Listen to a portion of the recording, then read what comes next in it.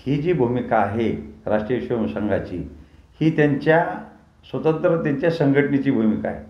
परंतु भारतीय जनता पार्टी हा एक पक्ष आहे आणि पक्ष म्हणून त्यांना ही जातनिहाय जनगणना घ्यावी हे असं म्हणावंच लागेल आणि घ्यावी लागेल.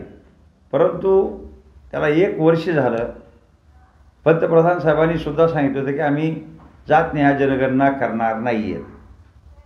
मग याच्यावरून असं दिसतंय की राष्ट्रीय स्वयंसेवक संघानं सांगितलेलं जे पंतप्रधान आहेत त्याप्रमाणे बोलतात आणि त्याचप्रमाणे त्यांना ती जातनिहाय जनगणना करायची नसावी अशा पद्धतीचं त्यांचं स्टेटमेंट आहे. बिहार सरकारनं त्यांच्या अधिकारामध्ये त्यांची जी भूमिका आहे त्यांनी ती केलेली आहे. त्या ठिकाणी जातनिहाय जनगणना त्यांनी केली आणि केल्याच्या नंतर त्यांनी काही दिवस ती प्रसिद्ध केली नाही, नंतर ती प्रसिद्ध केली.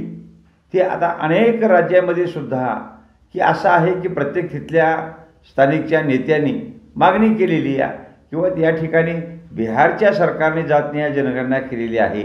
मग महाराष्ट्राचं सरकार का करत नाही आहे? त्याच्यामध्ये सुद्धा माननीय उपमुख्यमंत्री फडणवीस साहेबांनी भूमिका स्पष्ट केली होती की आम्हाला तिथलचा अभ्यास करू द्या आणि अभ्यास केल्याच्या नंतर आम्ही ती सुद्धा या तशाच पद्धतीची जातनिहाय जनगणना आम्ही महाराष्ट्रात करू. आता अभ्यास त्यांनी केलेला आहे. आता काय भूमिका घेतात त्यांनी स्पष्ट करतील. बिहारनं जनगणना केली होती, करून आकडे जाहीर केले, तर महाराष्ट्र का करत नाही? नाही, महाराष्ट्रात ते करावं ना. महाराष्ट्रात केलं पाहिजे ही आमची मागणी आहे की केंद्र सरकारनं नाही केली ना तर महाराष्ट्र सरकारनं करावी बिहारसारखं आणि जाहीर करावी. सामाजिक सत्तेसाठी जनगणना नको अशी भूमिका RSSने घेतली, यावर भूमिका काय आहे? नाही, आता हे पहा, RSSची भूमिका ती सामाजिक संघटना आहे. ती वेगळ्या पद्धतीनं काय भूमिका घ्यायची त्यांची ते ठरवतील. परंतु त्याच्यावर जर भाजपची भूमिका जर त्याच्यावर जर अवलंबून असेल तर हे नाही, राजकीयदृष्ट्या बरोबर नाही आहे.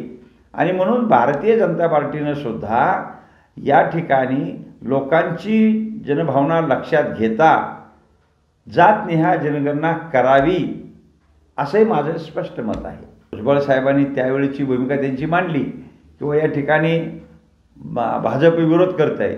बरोबर, त्याच्यानंतर त्यांची भूमिका झाली किंवा भाजपने या ठिकाणची जातनिहाय जनगणना करावी. त्याप्रमाणे आता फडणवीस साहेबांनी सांगितलेलं की आम्ही त्याचा अभ्यास करू आणि अभ्यास करून आम्ही निश्चितली महाराष्ट्रातली जातनिहाय जनगणना करू आणि केली पाहिजे. कारण या ठिकाणच्या जनतेचा पूर्ण जनतेची मागणी आहे की या ठिकाणची महाराष्ट्राची जातनिहाय जनगणना करावी.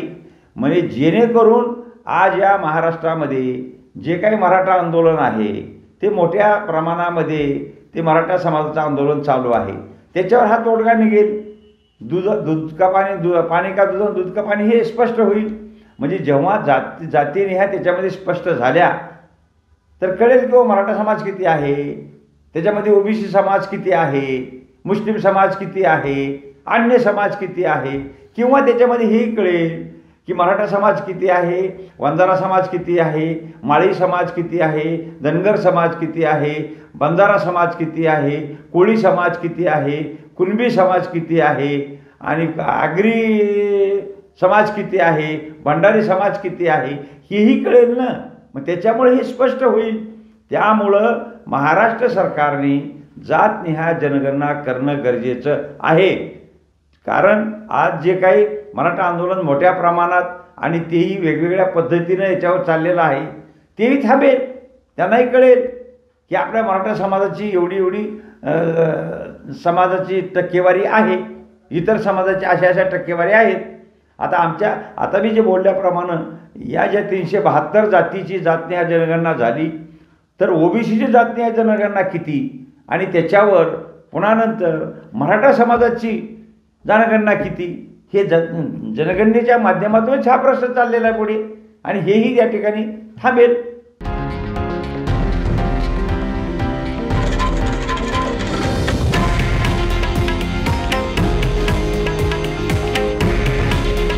हे आहे देशातील नंबर 1 न्यूज नेटवर्क आणि आपण पाहत आहात TV9 मराठी. काळजी तुमची, हित महाराष्ट्राचं.